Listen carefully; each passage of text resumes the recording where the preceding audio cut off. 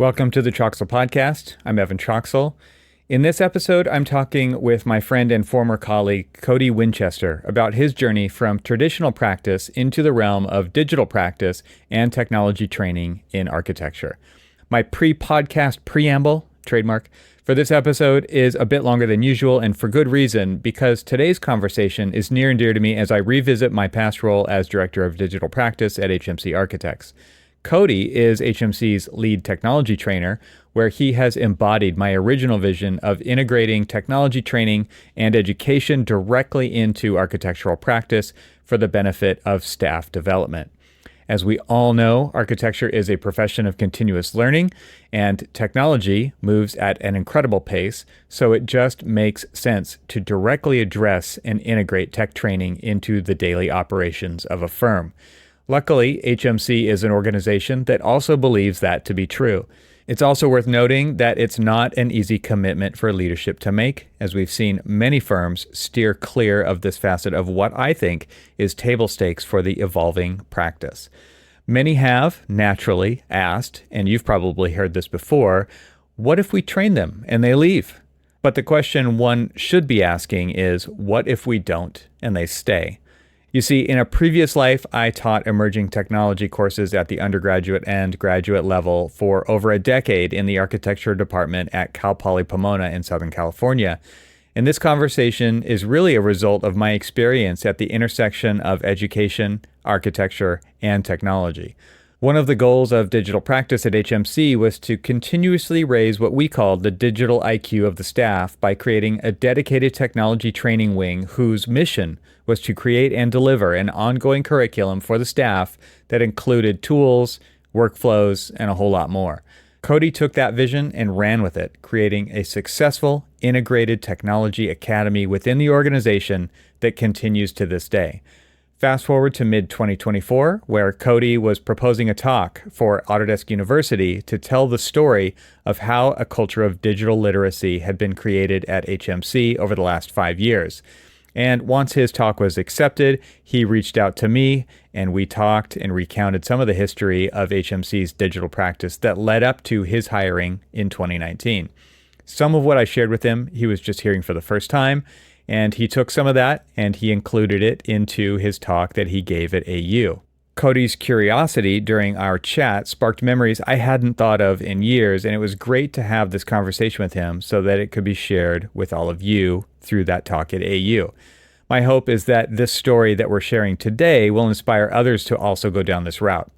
Today, he shares insights from his recent case study that he presented in the fall of 2024 at Autodesk University, which I've provided a link to in the show notes, discussing the evolution of digital literacy and technology implementation at HMC Architects.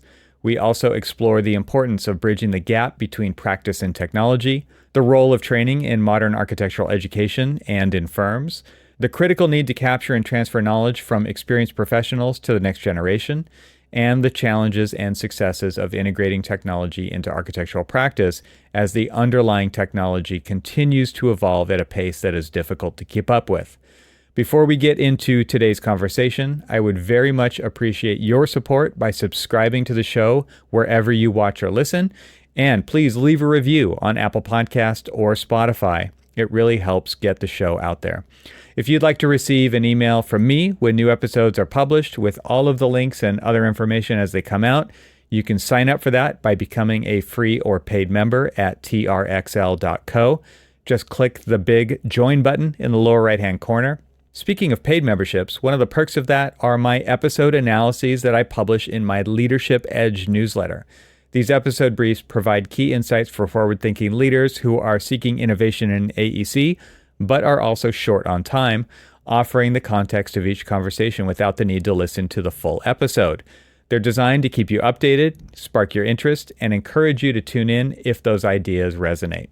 Leadership Edge newsletters are only available to paid members of Troxel Plus, and you can become one at trxl.co.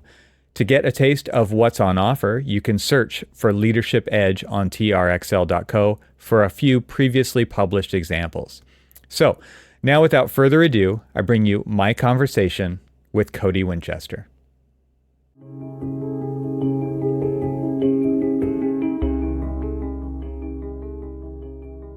I'm really happy to be having a conversation with Cody Winchester today. So, Cody, welcome to the podcast. Yeah, thank you. Thank you a lot. This is going to be a fun conversation because you recently did a course. What would you call it? A seminar, a workshop, a class, something? There's a this is what Yeah, you do for a living. Tell me what this thing was. they deemed it a case study. So it was a Okay, kind of a overview of what we had done around training in digital literacy at HMC, your former haunt. that's right. So, Cody and I have known each other for a while, and Cody was hired within our digital practice team to lead our technology training. And I think people still kind of raise their eyebrows at the whole idea of a company investing in that kind of a thing. So I think we're going to get there, but maybe before we do, tell us about you and what you've been up to in your career and your trajectory to become what you have become. Yeah, I mean, that was incidentally a big part of the talk because I felt to that point, like, how does one end up in a role like this? There's no real, you know, roadmap for that when you go to Absolutely. architecture school. Right. So I was pretty much set on a very kind of traditional path. And I think one of the key points that I wanted to illustrate in that talk and kind of speak, answering your question, kind of where things came from is, I went through 4 years of college, never using anything in terms of like technology. It was all drafting tables and Maylines and triangles and templates, trace paper, Mylar. We were trained to do that I'm getting the for four feels. years. I'm getting the feels right now. Like Yeah, there yeah, is a nostalgia to those tools, right? Like still, there there is. definitely is. If you had the opportunity to use them, it's like we're never going back. Like that's not going to happen, right? But I No. still have them. Like I'm pointing. They're right over there in our room, in the office that I'm sitting in right now. Yeah, I have a whole, file cabinet full of stuff and stuff in the attic. I'm like, one day I will never use those things. But yeah, it's still just this important part of like that journey. It still kind of forms the basis for how I think in a lot of ways. So, from that journey, it's sort of like how, finding this inclination towards using the technology that's become available, and how that kind of starts to align in the career path. And in some ways, like how you come up against the resistance in the practice towards using it. And it kind of, in some ways, pushed me away from that traditional path. It's sort of Mm-hmm. like once you know that you can do it that way, why would you pretend that it's not there? Mm-hmm. And so that led me to, that this role that I have now as a lead technology trainer, which you brought me on at HMC, more than 5 years ago now. And that was never a role that I thought that would exist, nor a group such as a digital practice. It had always been a kind of, club inside of a larger Yeah. practice, and maybe you'd have some time, and most of the time you wouldn't, to really push that kind of agenda forward. So that's really led to this kind of open-ended way of working in a lot of ways. You know that you need to be able to deliver high quality training material, be available for project teams and walk through, how to do things that are best practice and kind of leveraging, that past experience in the practice itself. But it's still kind of, even at this juncture after 5 years, it's sort of like where does it go from here? Even, we put out or we launched a kind of formal learning management system, and there's a lot of kind of consuming that data around training and trying to figure out how to translate that into KPIs for the business, Mm-hmm. which is kind of hard. It's sort of, you look back on your own career and like, well, I went to school and I did these things and I know stuff and I'm able to do what I'm doing right now, but like pointing to a particular class or a particular grade or some outcome in terms of like what you do now, is still kind of difficult to gauge. You kind of hope you see that on the other side of efficiencies in a project team, but that's kind of the culmination, as short as that was, kind of where I've been and kind of what I'm doing now. Yeah. So you went to school for architecture.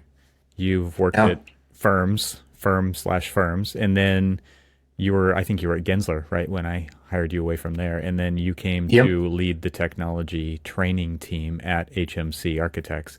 And like I said a minute ago, like that, people still kind of raise their eyebrows, like, what do you, like that is an investment that the company decided to make, was to actually put together curricula and put together stages of software learning, of workflows, of all of these things Mhm. so that we could really leverage the technology that we were implementing, right? Because you can't just expect people to know how to do it or to figure it out on nights and weekends.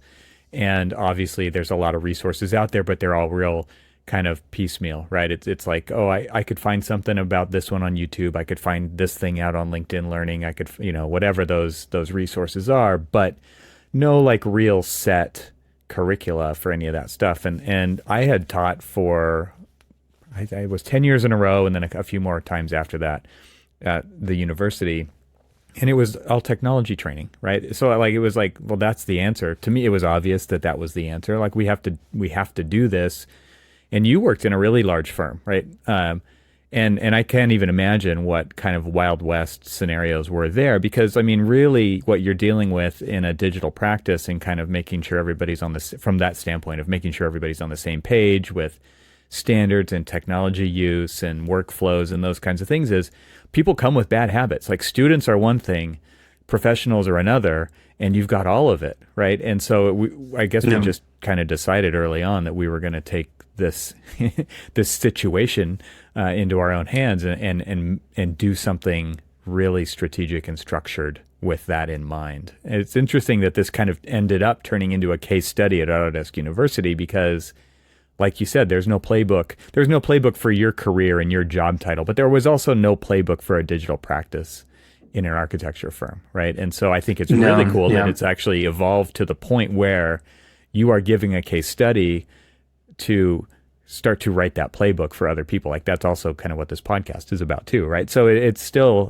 working. It's really cool to kind of see how that's played out over the last 5 years.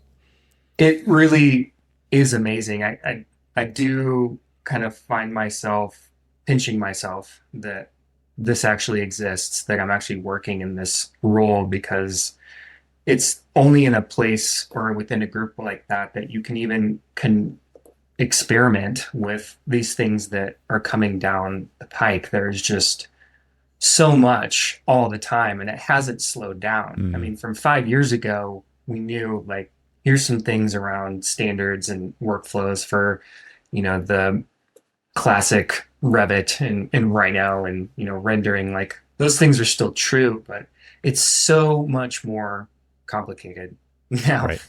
And it's and that complexity is kind of there's no forecasting it, and especially when we get into conversations around AI. Like we all know it's going to change everything. We just don't know exactly how Another it's going to technology do that, it. that many people are just choosing to Yeah. avoid, right? Like you mentioned a minute ago, right? It's like, oh, these Yeah. tools exist. Why wouldn't we figure that out or play with it or leverage it or, find the business use case for it or define the business use cases and then decide what the right tools are to use for those even may or may not be something like AI. But to your point, like, yeah, Yeah. like this stuff is just evolving so quickly, and you can choose to get in front of that with doing the kinds of things that you're doing, or you can choose to just kind of, wait and see, which I think a lot of firms are in that ballpark too.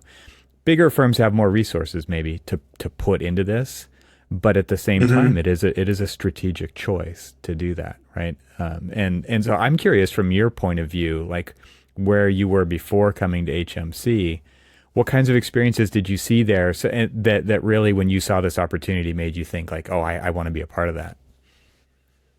Yeah, I think it was the fact that creating a dedicated group seemed kind of self-evident, even, you know, 8 years ago, 10 years ago, because once working in primarily as like a BIM manager role or like a design technologist role, it's like this guy knows how to do Revit really well, or knows how to write a few scripts to solve these problems, or can handle this entire project from a digital standpoint.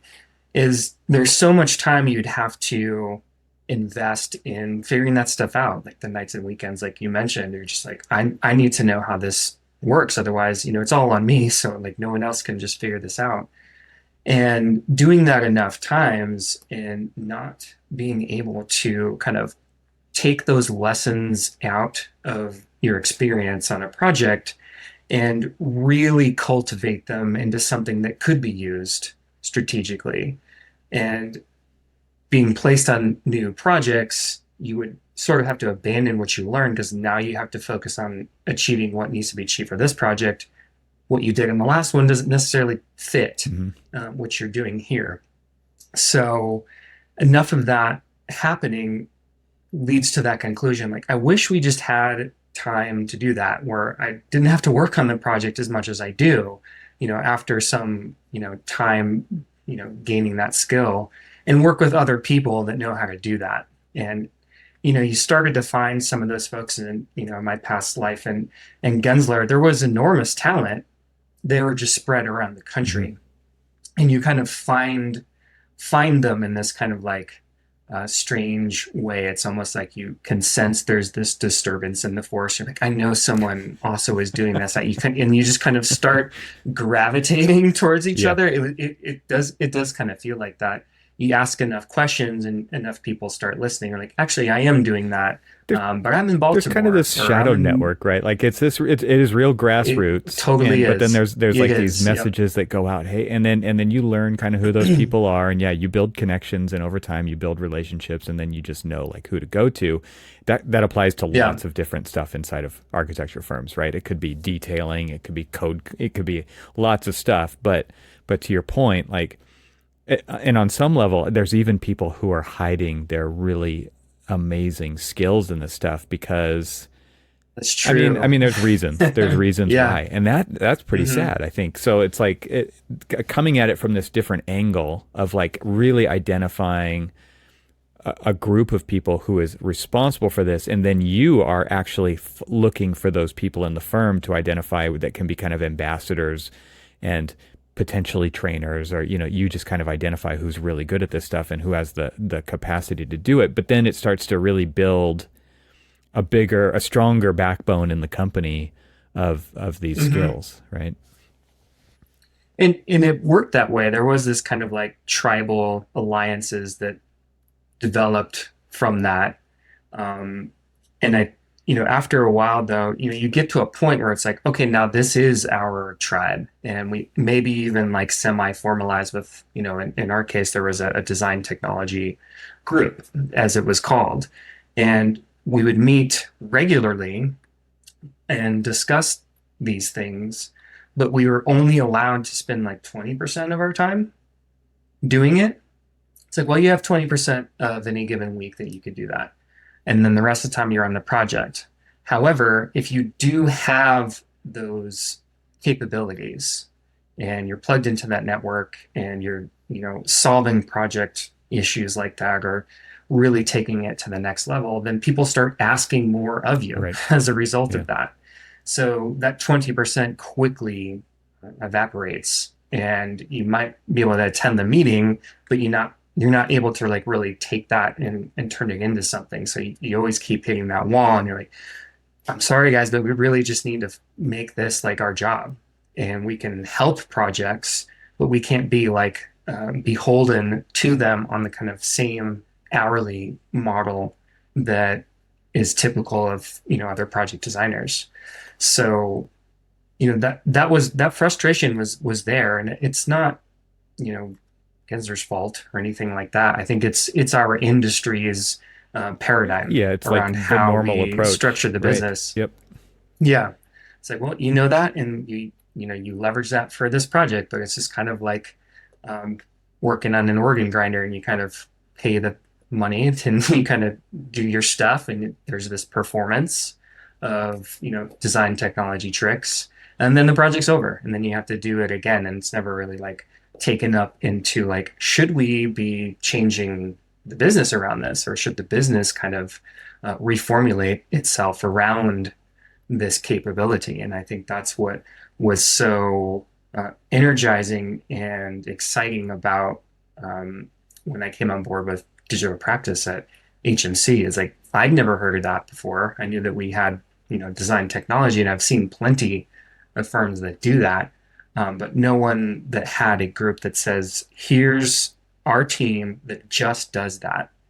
And especially 5 years hence, I don't see how we could have done the things that we've done thus far, even the things that we tackle on a daily basis. It's like, how would you even do this if you didn't have a team that was like spending a lot of time figuring out the ins and outs of some new software integration, or even asking those questions around generative AI, and using stable diffusion like we were trying to do, and know it enough to even explain it to an executive committee that's interested in that as a strategy.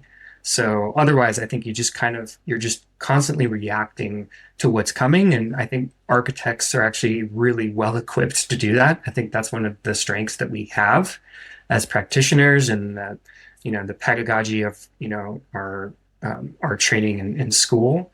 But then we never like turn that into a real set of like knowledge and philosophy. It's always this kind of reactive Yeah. equation. Talk about kind of the structure that you've started with and maybe have evolved. I have definitely haven't been able to keep current with the story, but so I'm curious to hear where things have come over the last 5 years when it comes to how you deploy this training, and maybe talk about it from the business side, but also the doing side. Like one of the big Hmm. things that I think a lot of people again raise their eyebrows about with this whole digital practice and especially training is like the idea, is it billable or is it overhead, right? And so I would Yeah. love to hear you kind of explain the approach and maybe some evolution of, if there has been, of that approach as you've moved through it over the last 5 years. Yeah, I think operating primarily as overhead is key. And that allows for that self motivation, and having that oversight that comes in and is asking those questions, but also not like, well, where are these hours for every little thing? Because I think what is not unlike a maybe software developer track, I can't speak to that precisely, but just having, you know, acquaintances and contacts that have worked in that industry, it's like you kind of have to like deal with the problems as they kind of Hmm. emerge. Like you never know, like, hey, we're going to be asked to do this thing. How long is it going to take? It's sort of like, I don't know. No one's ever done that. We're going to have to kind of really get into the weeds with this stuff. And it's not like we're delivering drawings to be reviewed by some agency that has jurisdiction under a budget and things like that. It's nebulous in that way. But it does make us wonder still, like in even in that kind of open-ended structure, like where are we spending our time? And I think as we've um, been able to deliver more on just releases of or adoption of certain workflows or software, we start to get asked to do more than just the design technology things, like the bread and butter of modeling a building and documenting a building. Now it's like we have a whole ERP system or a timekeeping system and our LMS system. Like you start to be seen as like cross-functional experts on all of those things. So you get aligned to those groups that are trying to, deploy something like that. And then it kind of does congeal around a project, but it's really still kind of an overhead operational piece. And I think that is the sweet spot for it. Um, and there have been times from like a training standpoint where you may try to create a whole curriculum, like I've done, like here are the things that we should do. Here's an e-learning component that gives you the basics that's published elsewhere. That's it's quite good, and kind of has a commonality that everyone can approach. And then there's a hands-on, like live portion of it that we work with things that are relevant to our standards. And that, I think that worked really well during the pandemic.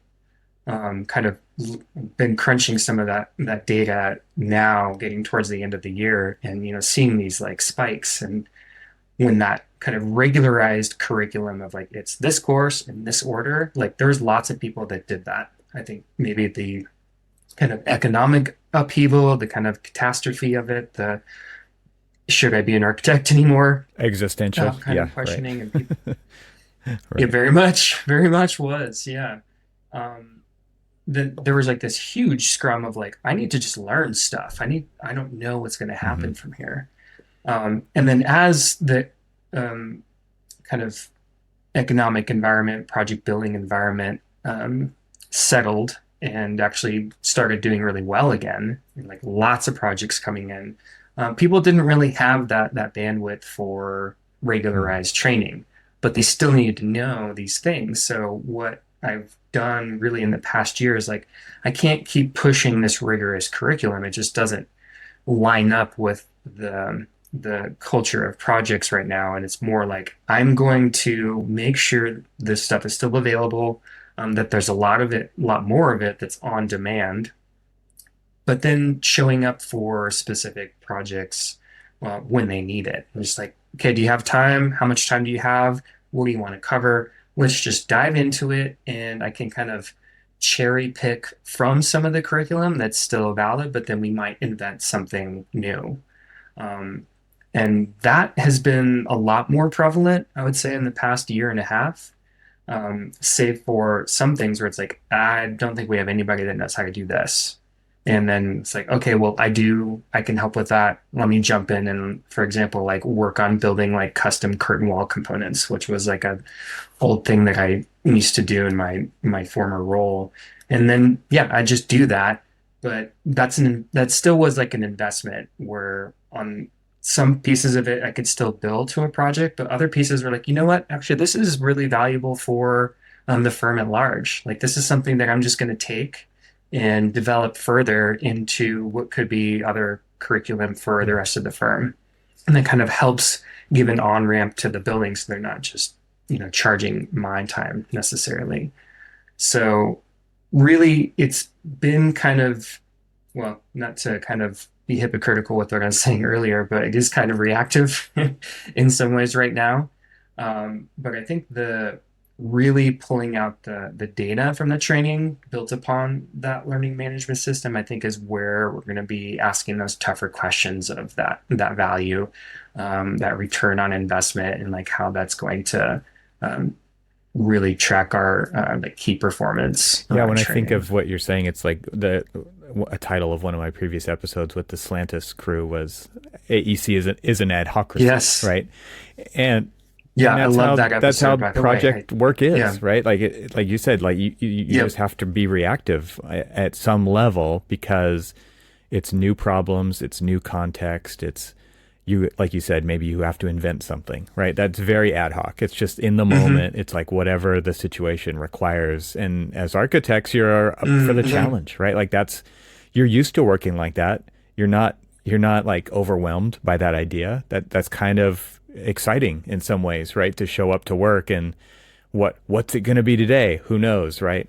And then there's the other side Yeah. of it, which is like there's structure and there's things that people can rely on that are maybe long form, maybe they're sequential, and maybe they're working their way through some kind of training materials. But it's a balance of all of that. There's stuff that's going to be applicable to a studio or to a team or to an office or to the whole firm, and there's other stuff that it's like, man, we're never going to do it like this again, but we have to do it for this project, kind of a thing. And really just understanding that from an orchestration standpoint across the firm and being able to translate that Hmm. to leadership who wants performance and accountability and ROI numbers and metrics and all these things. It's like, well, you can't have it for everything. It's like saying, well, just try to qualify the value of design. Like, what's the bottom line there?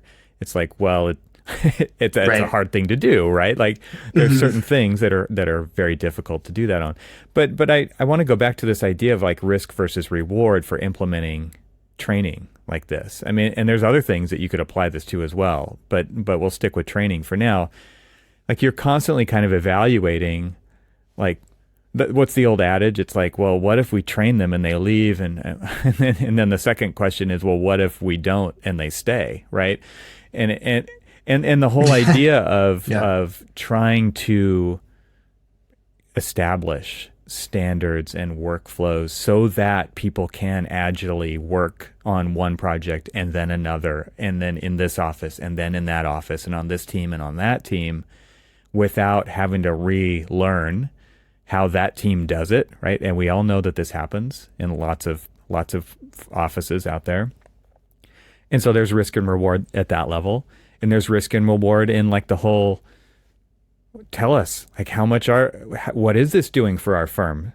How is this applicable to the business, right? And I'm sure you could pretty easily say, well, man, here's the benefits, right, of actually doing this. So I'm just curious from your standpoint, when you're kind of looking at the whole thing, and if you just go back to the beginning and say, if I had to make that argument then, now, knowing what you know now, because people who are listening to this haven't done this. I mean, some have, right? But a lot haven't.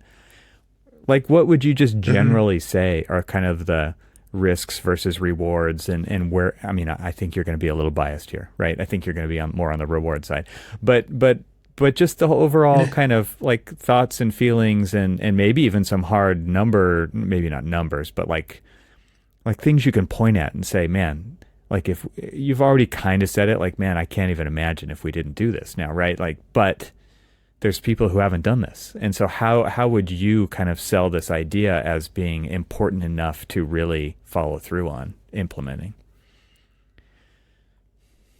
I think the biggest thing that I could point to, and I kind of pointed to it in my talk, is, you started the group, circa 2018.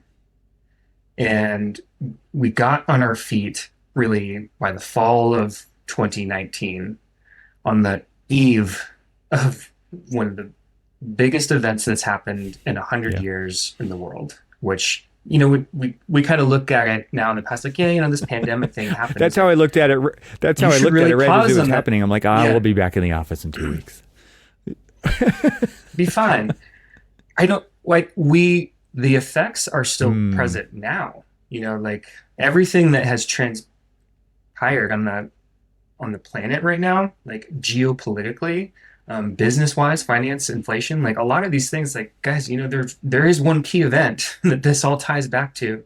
Like, this pandemic was the singular most affectatious thing that's happened in the world in the last 100 years. Well, as far as like pandemics, not excluding world wars, but it's at that scale. That's something that, I really wanted to emphasize. Like, this was such a massive shift in our thinking, in our working, in our doing, and the way that we form community, all of these things that we're affected by. Distilling that down to just the simple, like, okay, now we don't have project work. I don't think if we didn't have a digital practice, at least up and running to the degree that we did, with the folks that were brought on board, and what we had to do to shift the entire business off of like local servers and like local desktops and move them all up into a cloud infrastructure and set up ways to collaborate remotely. I don't think we would have been able to do that as quickly as we did without having the team that we had in place at that time. In that respect, I feel like we were very lucky. Like larger firms, I think, like my former firm in Gensler, like they were already set up to do that in a lot of ways because they're multinational. The remote infrastructure was already there. And a lot of that kind of shift to the cloud happened in like the early part of my tenure there. And it was very practical in order to work in these different markets and collaborate with everyone that was in those markets. But for for HMC, really just localized California firms, like used to everyone just kind of logging into servers and working that way. I don't know how long it would have taken for that kind of change to been adopted if there wasn't already a team that had some background and capabilities around that. So I think that's a key point right there to having that type of group. Like in terms of risk and reward, it's like, can you respond to a changing technology landscape? Can you adapt to a changing business landscape, like what we saw in the pandemic? If you don't have folks that are kind of already there, like thinking and forecasting and experimenting and testing and working through those scenarios in some maybe tangential way.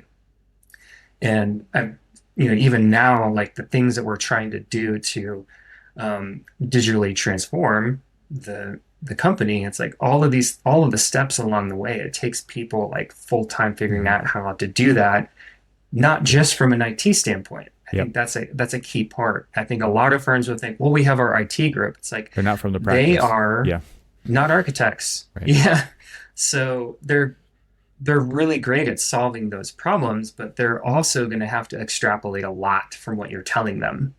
And in some cases, they're just not going to get it. As a It's just user- not the same language. We forget As a the user, you're idiosyncrasies. always Yeah. going to walk away from that conversation very dissatisfied, right? Because they don't understand where you're coming from. And I'm glad you brought that up, because I think that is a key distinction to make when it comes to technology teams and then training, right? Is like, you come from the practice side, I came from the practice side, and that was very much like the intended audience of all of this stuff. It was not computer nerds. It wasn't, there was 5 generations in the office, right? There's very literate technologically people, and there's very illiterate, and there's the spectrum in between. And you have to talk to each one of those. The common language that we speak is architecture, right? So how do we translate these things to all of these different kind of languages of not just generations, but there's all kinds of ways you could dissect the demographics there, right? It's really interesting to kind of think of it from that standpoint, that it really is rooted in the practice side. It's not IT coming at solving this problem. hmm Absolutely. And it's funny because you do have to have this hybridization. Like it's not just like, let's just get architects together with IT. It's like those are, spectrally like mutually There's exclusive no Venn in a diagram. long way. It's like not really, especially if you're Rarely, someone yeah. in one of Right. these older generations, even including the older millennial like myself. It's like I used ink and Mylar for 4 years. You weren't the And native. it wasn't really Yeah. until like yeah. So it's like if you have folks that like almost went into their career well into their career doing that, like where is that then overlap? So it's like, again, it's like, how do you capture like that tribal grassroots assembly of a group of folks that have a technology talent that are or coming at it from a native standpoint, like, yep, this is the only way that I've ever done it. Like I started my first year of school using Grasshopper or Dynamo or Python scripting or what have you. You need those folks that have that tendency in the practice to be able to be an effective interlocutor with IT, like very brass tacks of the technology infrastructure. And that hybridization, I think, is kind of the secret sauce. And I've really come to appreciate how we did that in the last couple years, where it's like this group needs to be part of this group under one technology umbrella. I don't think it has quite the right name for it right now. We're just calling it technology. We still have digital practice and we still have IT. They still have these like separate identities, but this kind of like love child we have that like makes all the other things come together, where it's like, yep, these applications are relevant to the practice. They're going to support our production in Revit or Rhino or what have you, and then we need help to figure out how to implement that from the actual infrastructure. Like, how does this work on on Azure? How do we set up those permissions? How do we intake users? How do we manage all of those licenses? Because all of that together is what creates that seamless experience for deploying and using the technology. Because it's all that effort. It's so easy when if it just minorly fails, people were like, "Yep, it sucks. It doesn't work," and then they don't use it. And you're just Yeah. like, "Oh man, this took us months to get this far." But having that way to communicate across that spectrum is super super important. I mean, you need folks that are learning each other's language and have that bilinguist type of approach to working in Yeah, technology in the you brought up practice. Grasshopper and Python scripting, and for those people who maybe are in leadership roles who've been around the block a few times, don't even maybe know what that means, right? And the way I would describe that is like Mm, that is the way that younger generations sketch. Like that's like them pulling out the trace paper with a Pentel kind of a sign pen. That's what they're doing. mhm. They're coding. It could be actually writing lines of code in Python. It could be visual scripting like Grasshopper or Dynamo. It could be, using walls and various symbols and things. And then you have all the generations skipping all the way up to, somebody who's actually rolling out a roll of trace and drawing on that trace. It's different forms of sketching, right? And what I think is interesting about kind of labeling this technology, the definition of technology Mm, is anything that changes how you work. It could be language, it could be yeah. a physical pencil, it could be a pen, it could be trace paper, it could be an app, it could be hardware, right? So technology is everywhere and everybody uses it, but there are people in firms who are allergic to that term because they don't think like that. And I'm using my famous podcasting air quotes, right?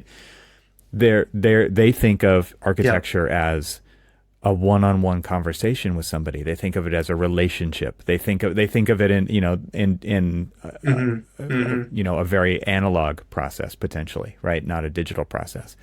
But technology really is anything that improves a process. And so everybody in a firm is a technologist. And I think what is interesting by you guys combining digital practice and IT into this technology group is basically saying, like, this is how we do business. And that was something that was, I went through the years of sustainability as a checkbox, right? Sustainability is not a checkbox. Sustainability is not optional. It's how we do things.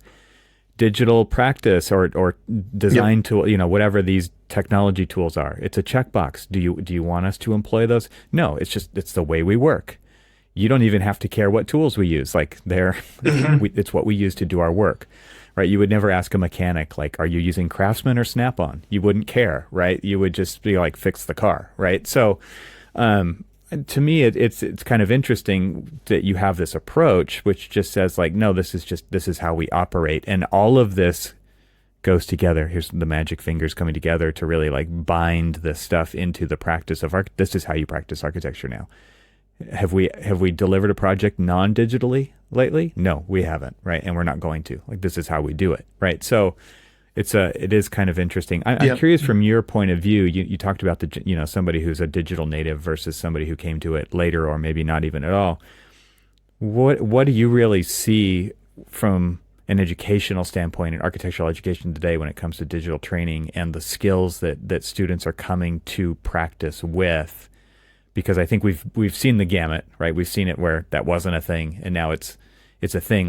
And I know schools are some are maybe doing some technology training, but many are not. They're just saying students figure it out, right? This is architecture school 101. Like we had to build physical models. Did they teach you how to build physical models? No, they did not. You Hmm. had to figure it out. It's the same with digital tools in many educational situations nowadays. So I'm curious, like, what are you seeing when it comes to that, and then how are you addressing what you're seeing when it comes to, bringing some cohesion and semblance of standardization to the firm when it comes to like this wild west, like everybody comes with their own good or bad habits and anywhere in between. I think you pointed to something really important about just fundamentally, by definition, what technology is. Um, there was definitely some really good coursework I did in grad school where, we would talk about some of that stuff and we'd come across different like theoretical writings on it, discussing like technology in the Renaissance, Right. the perspective as a piece of, technology and straight edge rulers and things like that. Like I think when you look at it that way, it's like, yes, we're all, students of technology. We live in the 21st century. We are inundated with these things. And I think the key thing is that we lack the self-awareness of that in some sense, that those things are actually influencing the way that we even think or do, influencing what we even think is possible. So that's why I think traditional architectural education can be really strong in terms of like going through that history and seeing like what people were able to accomplish in those eras. Because you should also, I think, include the technology piece of it. It's like, okay, so the Duomo was achieved by this. But that came with their understanding of what was possible and what they were leveraging the technology that they had. That there's always this kind of like technological addendum to that problem. And the part that always kind of frustrated me when I was in the practice is I'd be trying to use these things to better the outcome. It's like if we leverage these things in this way, we're going to be able to create things that we didn't think we could, or manage the complexity that we thought that we could. But it was so oft just, relegated to being just a tool. It's like, well, that's just a tool, but we're doing architecture. It's like, no, you're not. Like this, you are using these tools to do architecture. They're it has a symbiosis. The things that you think that you're able to do in architecture is a function of what you're using. And it's like, yeah, but you can do that in AutoCAD. It's like, that is another piece of technology. The way that you're thinking about this problem and how you are thinking of solving it, even using AutoCAD versus something like Revit, it's like, do you understand that that is your paradigm of design is a function, or is at least mediated through the technology that you're used to? So I think that's an important educational piece to include in this dialogue with larger firms like looking to implement a technology program, is that you have to have some self-awareness of the fact that you are doing the things that you are doing right now because of the capabilities and the technology people that you have which available. Is where the training comes in. This isn't right. And the people. Yep. Yeah, well, that's that self-awareness component of it, and like asking an architect for humility, maybe it bridged too far in some cases, but I think it's really helpful on having that honest assessment, and it's really just taking a good business argument. It's like, what are we doing and how are we doing it? If we had a new way of doing it, would we be doing things differently? And the answer is yes. So what is it that is kind of hindering that? And what is the things that we would prioritize to ensure that we are maintaining relevance into the future? But yeah, I think that, that technology as a paradigm in and of itself, I think is an important component. I have another question, but I still want you to talk about kind of what you're seeing with graduates coming out of school. So I'm going to try my hardest to remember what I want to ask you, but jump onto that section of it. Just talk about, because I think a lot of firms look at young hires as like, they already have the skills that I need. The schools are doing the training. And then like when I was teaching at school, that might have been the case, but I know the school that I was teaching at got rid of all the digital coursework because they had to fill it with other classes that were required. And there are so many resources available out there, good and bad, but they just say, have at it, like figure it out. And they obviously talk to each other a lot and teach each other. But I've seen that whole spectrum. And I'm curious what you're seeing now when it comes to that, and maybe what advice you give to people doing the hiring when it comes to the skills that you see graduates coming in with. obviously they're very prepared and they're at a stage of their life where they can pretty much learn anything, right? And that was something that I always thought was so cool about hiring these people, and then therefore getting materials in front of them very quickly to say, this is how we do it, because that's really important, right? So I'm curious your take on that. Yeah, where to begin on that? Like, there's definitely a lack of skill in certain like core functions of architecture from new graduates. In essence, Revit. There's very few people that come out of school that know that. They might have taken like a course on it. You'll find a lot of folks that are pretty good with Rhino. Um, Still some folks that are still pretty good with AutoCAD. I haven't come across too many people. I always have to ask anymore in my training, especially when I'm talking about Rhino. It's like, well, Rhino underneath the Mm-hmm. hood, thinks like Mm-hmm. AutoCAD in many respects. It's like part of its Yeah. its kind of lineage. But it's like, but anyone in the room remember AutoCAD? It's like, okay, good. Everyone still does. It's actually one of the number one products still for Autodesk. Um, but I think the other part of that is, we had, or architecture, the Royal Architecture, we have kind of operated as this kind of apprenticeship for ages, that you come in and you have tutelage under a master designer, and you're kind of there to absorb and learn that trade. It's not something that you can be taught in school so much. So the theoretical framework that comes with a lot of, traditional architecture school, I think is really important in order to, develop that self-awareness, criticality, generalistic framework for approaching problems. But that actual practice of architecture, it's called practice for a reason. We should assume that folks are coming in to learn how to do architecture.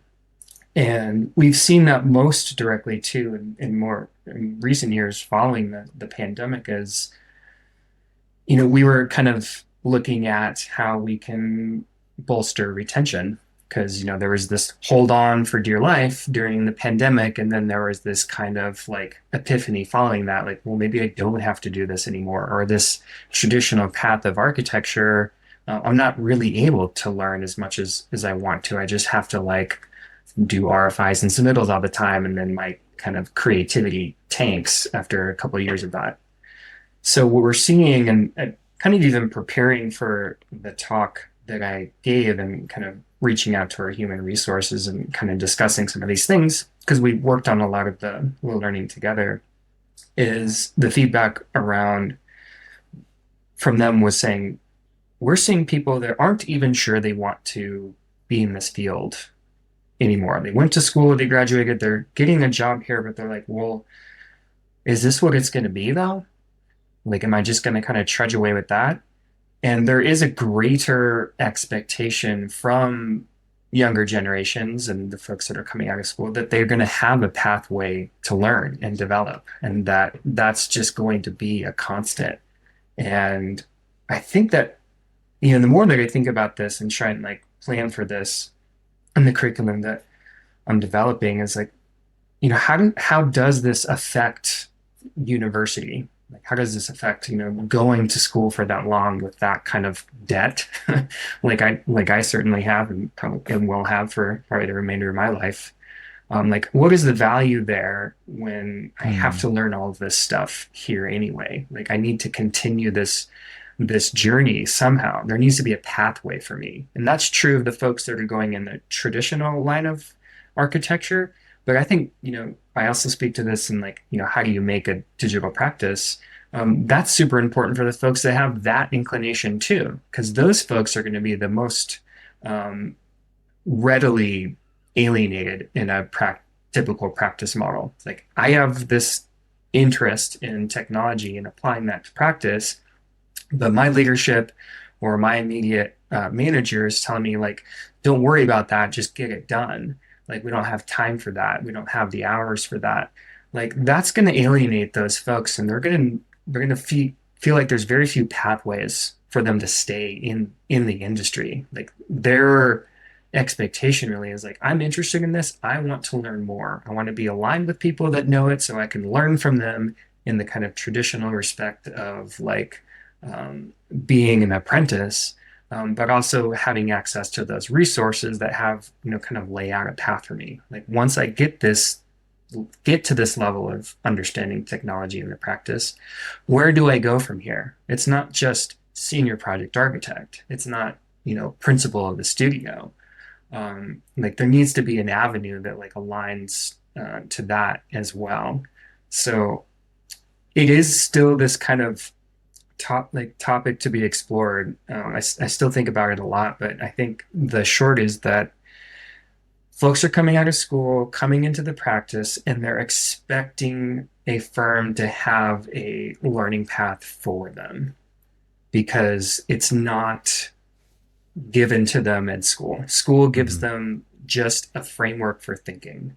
It doesn't give you practical skills. Otherwise, NCARB wouldn't exist, right? So it's like, come on, guys, like we built this whole structure of being licensed around this. This isn't that different. You have to invest in the teaching and the learning. And I think that interaction is where there's strain. There's probably because there's not a lot of time to do that. Like everyone's super busy and understaffed or underpaid in a lot of cases that they're like, I don't have time to teach you. I just need you to know it. But it's like that is antithetical to kind of what we're set up There's to do. definitely a lot of kind finger what the pointing there, right? expectations We've are. all seen that. It's like the schools are pointing at the firms are pointing, the practice is pointing back at the schools. You're not training them to be effective, workers as soon as they get into a cube, right?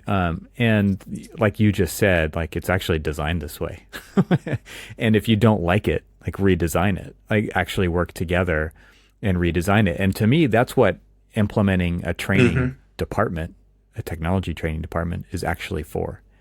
It is to design the future of your company inside your own company.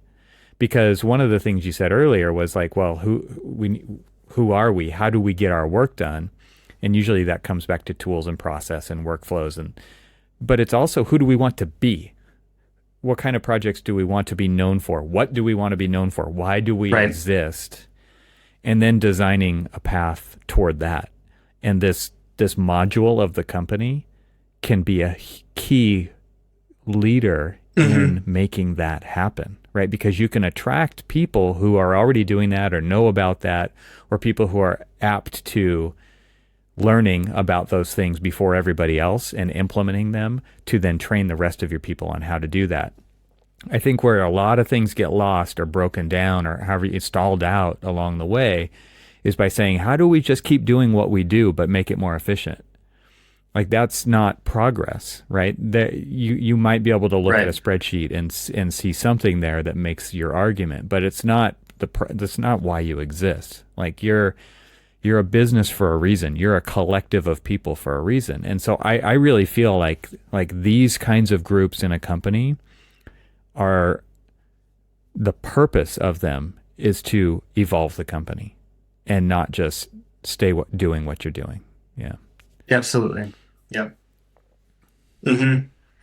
That I kind of want to go back to one thing that you said about kind of the audience here, like for leaders of a firm that, may be hearing these terms around like what is Grasshopper or visual scripting or things like that. Why does that matter when, we're doing drawings with dimensions and sheets to submit to the city for review? Like, why does that matter?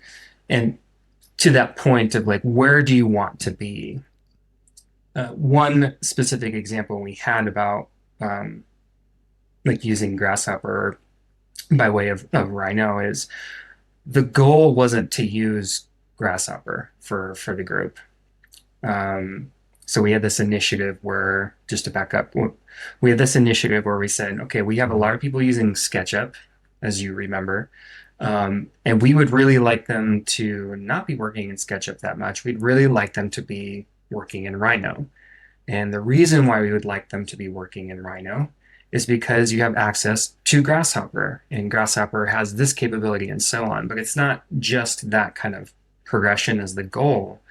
The business strategy around that is we want to, as a firm, for our projects, be able to leverage data and analytics more for the production of our projects so that we can validate sustainability principles, that we can validate the efficiency of a curtain wall system or like how this stuff is going to go together, the tectonics of the building, and that we have a way to interoperate between our other software more readily. Like it's not just this import, export, manually convert. It's that the goal is to be able to leverage data more to achieve these goals around sustainability, efficiency, et cetera.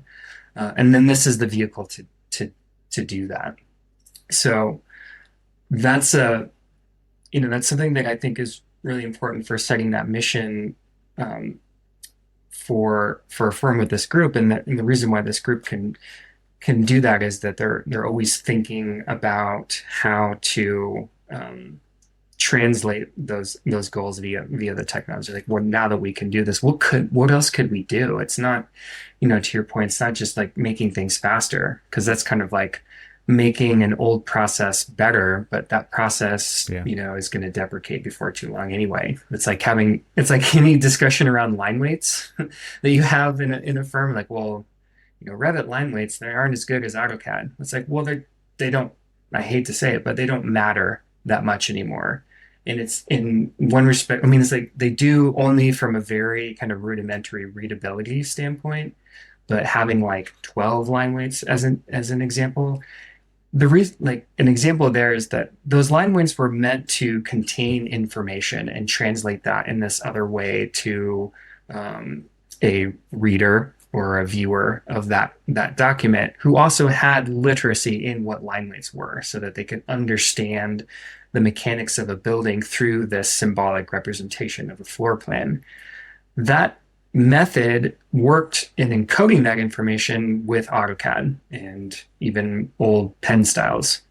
But now that we have robust three-dimensional models that contain tons of information and data, like that's actually not serving that purpose anymore, because you literally have access to that stuff now.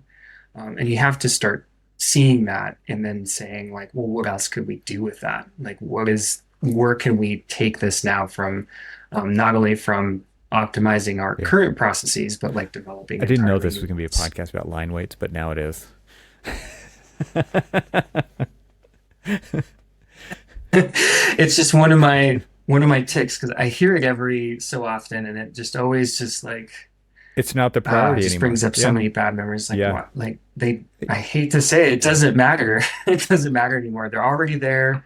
Like however it looks, it's not the most. It's like the 12th most important thing in like the I always said your project that the tools are not why we do this. The whole point of digital practice was not so people could just geek out on technology, right? It was to identify the outcomes, identify where we wanted to go, and then figure out how we were going to get there using tools as leverage to do that. And again, tools is a very and tools and technology, it's a very wide ranging definition, right? It's anything that helps us get to where we want to go and be who we want to be and serve who we want to serve.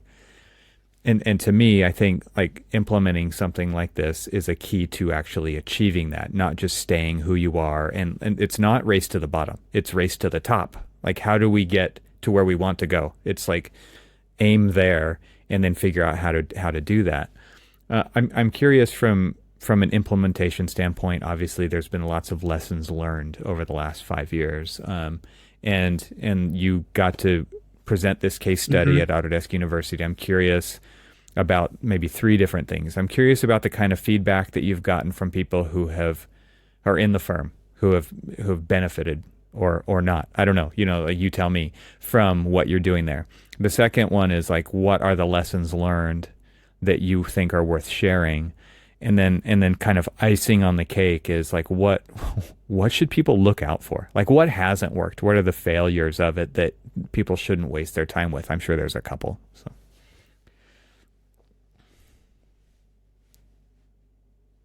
I had to think about that a little bit, because I think it depends on the firm in terms of like how much feedback they're willing to give. Like some Mhm. are more forthcoming than others.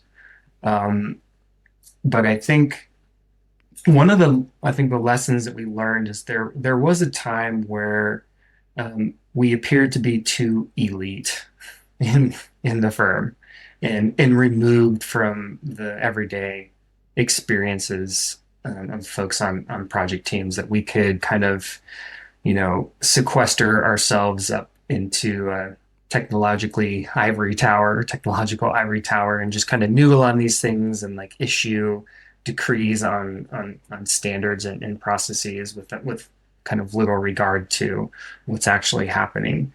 Um, so we did go through a kind of uh, process of like deep survey of the company, like just to fill out a survey, but also lots of one-on-one meetings to just really gather that feedback because we were starting to kind of see this Mm. resistance and kind of almost kind of palpable disdain in some cases. Not always. I think, most people are very professional and polite, but you could just tell you're like, I don't think you were totally like wanting to hear what I just said about X, Y, or Z. Like you should, here's a process that you should do. Like, yeah, we don't do it that way. It's like I think maybe we're kind of missing each other here. And there had been enough of that, as well as like, explicit complaints to leadership to be like, we need to kind of assess this across the board and see what's going on. So we did those series of surveys, and that's where we started to get some of that feedback that, yeah, you guys seem like you're kind of off in your corner and not really doing what Mm. we're doing in this kind of high and mighty way. And some of the adjustments that we did see there, I know we had this discussion on like, yes, a digital practice should mostly be an overhead type of operational department. I think that's still true. I think the inversion from like a past like design technology group or kind of informal group where it's like, well, you have 20% of your time where you get to work on like technology initiatives. I think in this case, you have to identify the folks on your team, not everyone, but a good portion of it, especially when we're talking about BIM management and like computational efforts. Like folks like that should be a lot more on projects too, not most of their time, because I think that starts to become counterproductive to the larger goal of a digital practice and the kind of digital transformation of a firm. But if they're not involved in those projects and they're not able to really sympathize and adjust and tune workflow processes to the needs of folks, and then they don't have that rapport in that respect, like you're not in this kind of fight with me on this project, because every project kind of feels like this kind of slog or this battle. Like we have a lot of like war Welcome to euphemisms architecture. in our practice around that stuff. This old war Totally. horse over here. Yeah. War horses and workhorses doing CA on projects. It's like, people are, it's a lot of work to do architecture. It's really hard. Um, so you need folks that can you need the people who are coming up with these ideas around technology and trying to initiate some sort of strategy around it, to be able to share that pain or share that experience. I think that's a key component of it, and we're kind of humming along in that way. There are some key people that are like, well, also aligning to work, where your folks on your team want to work. Some people do want to just like take problems out of projects and just really noodle on them for a while and like, I want to find the solution to this, or at least a kind of hypothetical strategic solution that will affect more projects. And other folks are like, I love having this space, but I really want to be in there working on these problems with the folks on project teams. And we found a pretty good balance on that. We have our folks that are like really involved in the projects and are able to give us a lot of like real feedback from the practice.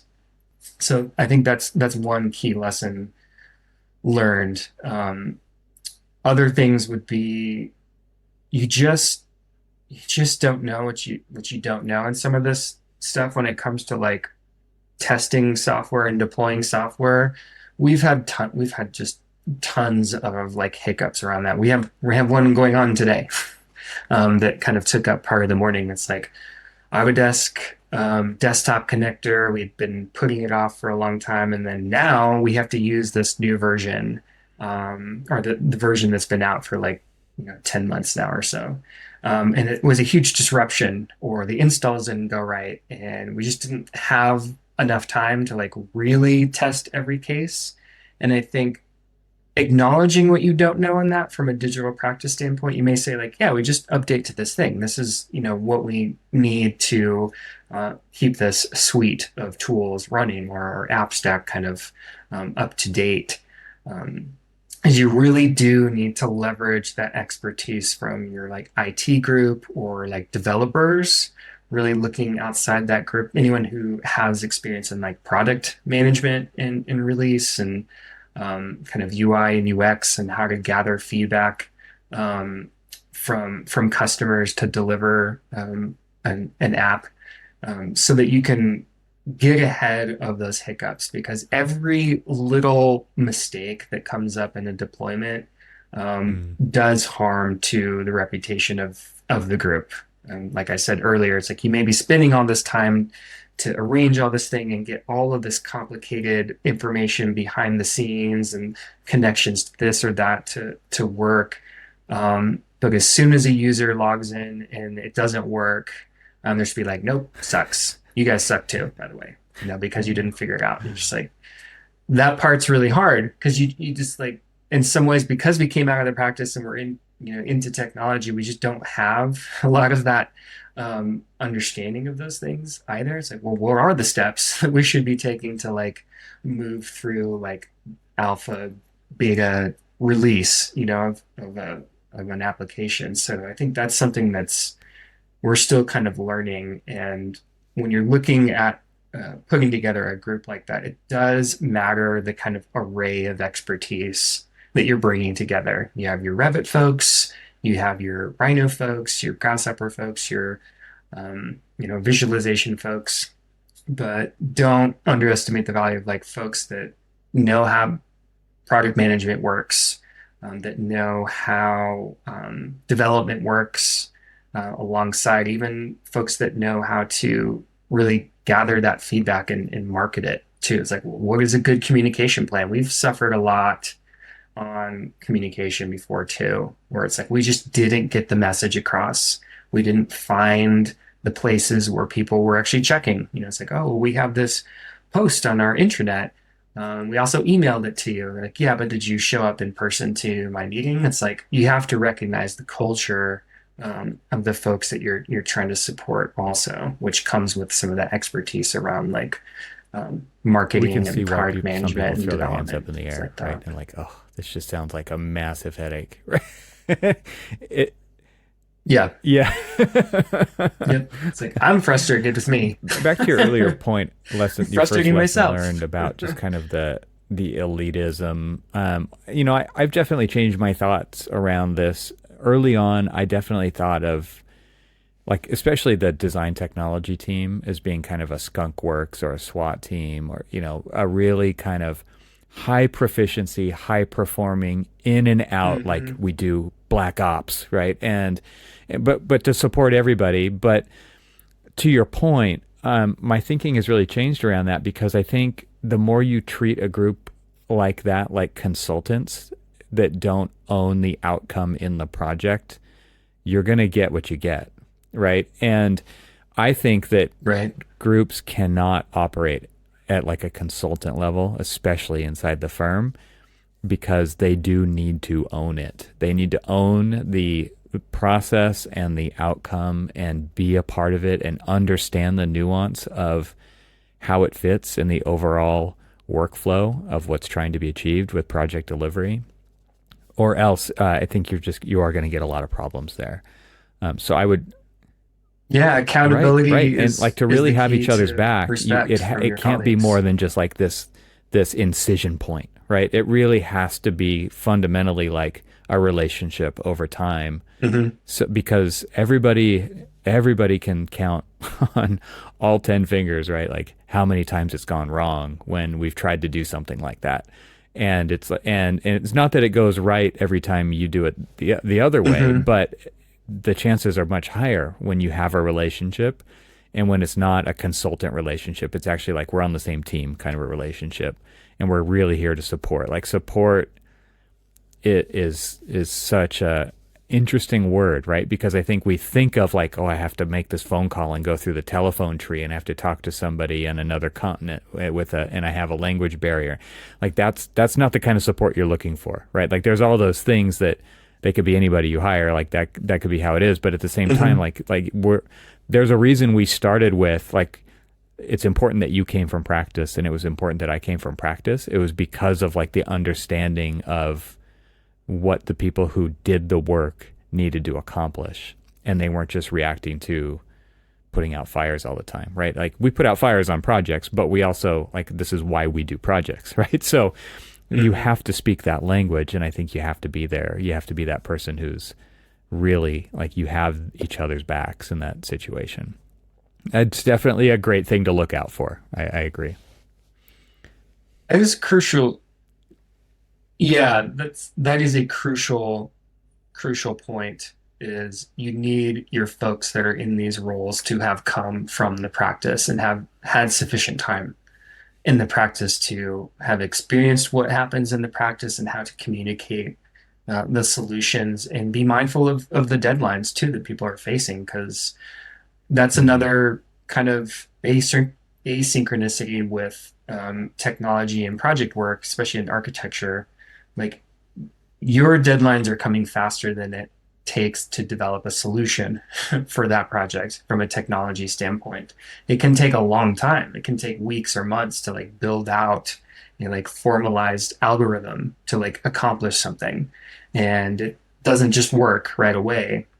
And in some cases, you might have to say, hey, I need to give you something just off the cuff, but I'm not going to forget about this and still have a way to like work on those solutions in your kind of other digital practice role. But that sensitivity to the needs of the team only comes, I think, from having experienced that. And it kind of reminds me of a key point for those in looking to create a group like this or interested in kind of what that looks like is you have to be able to see this talent happening on your project teams and cultivate them. They're not it's not some like external hire that you can say, here's this person, they're an expert in Grasshopper. This is all they've been doing their whole career. They work for McNeil or something like that, or they work for Autodesk and they're going to come and help us. And like, well, that person is the software expert, but they're not the practice expert.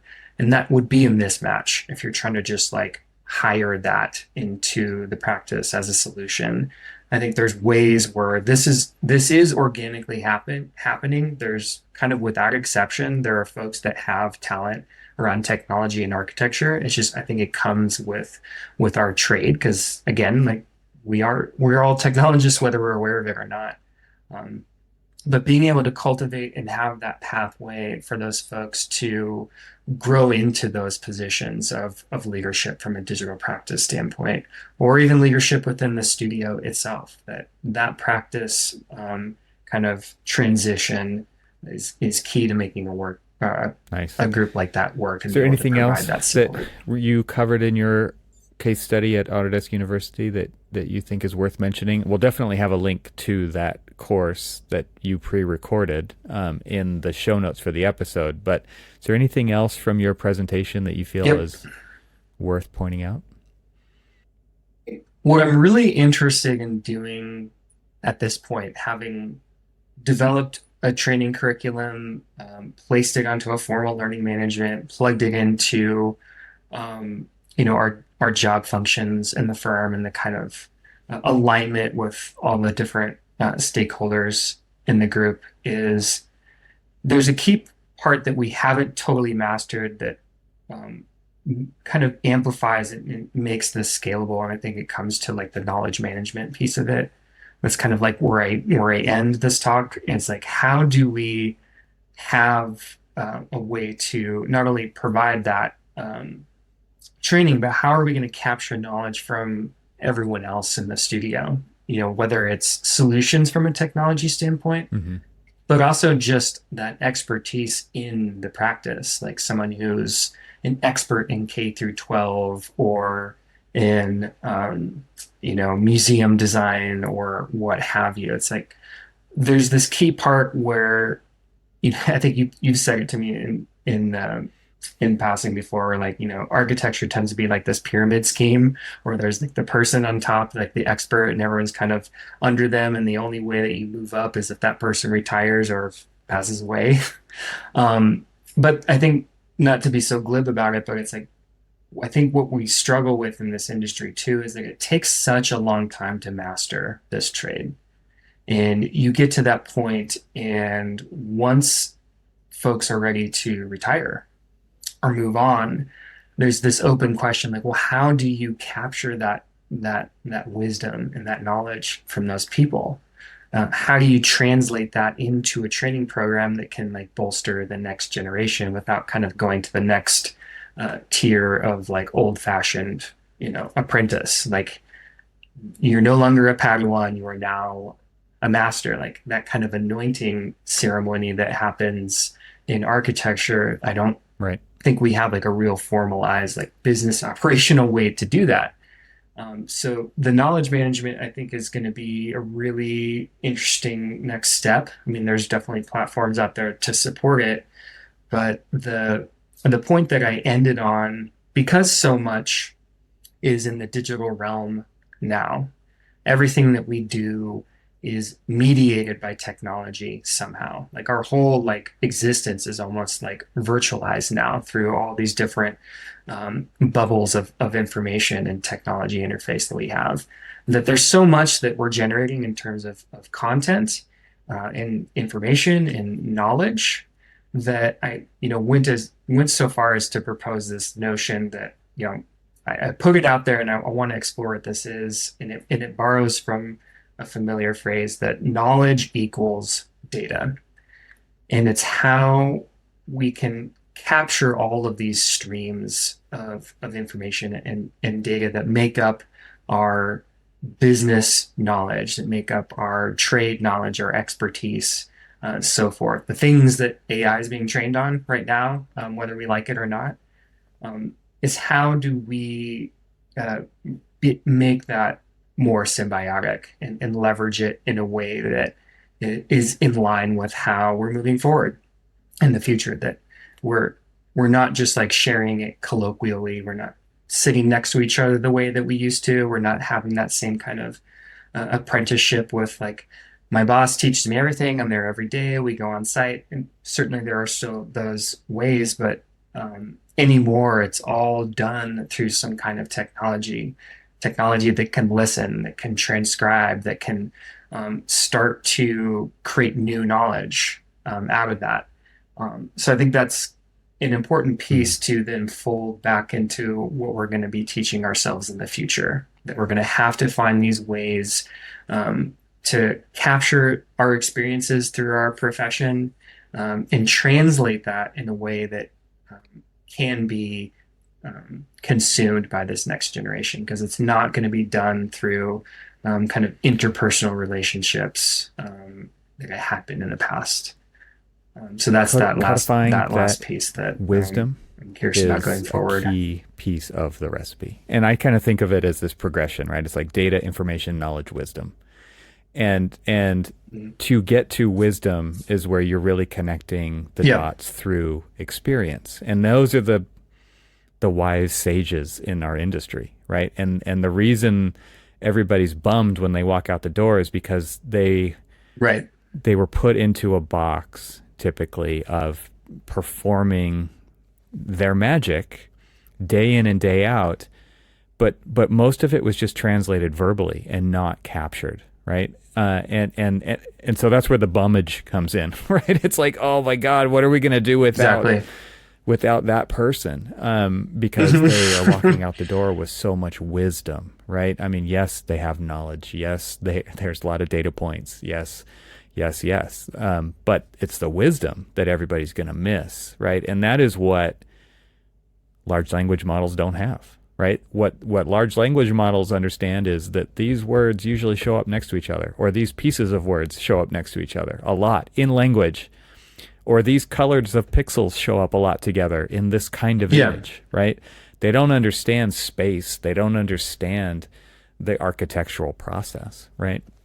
And so to me, like this is where you really want to leverage tools to capture wisdom so that you can employ new ways of knowledge transfer in your firm so that you can get to where you want to go more effectively and faster, right? Because if you can't do that and those people do walk out the door, like you're just doing what you're doing. Like you're Yeah. not going to get any better at it. You're probably going to get worse at it because you don't have that resource anymore. And so everybody has to be a teacher. Everybody has to, and you can't just speak it.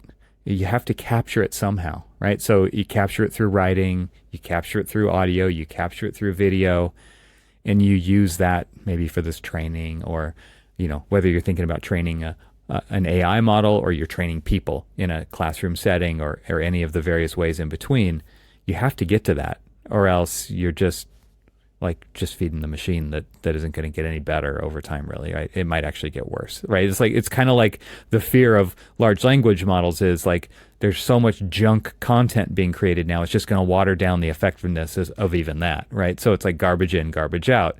So if you really, if you want to break that cycle, you really do have to figure out ways to capture these incredible human resources that you have in your firm on the wisdom side of things, right? I mean, that to me is such a key element. And I'm glad you brought that up at the end because like it really is about the people. And you think about this whole thing, like we're not doing this to use tools. We're doing this to do architecture. Architecture's for people. The people who make the architecture have this incredible wisdom that they've built through experience over, 4, 5, 6 decades, right? I mean,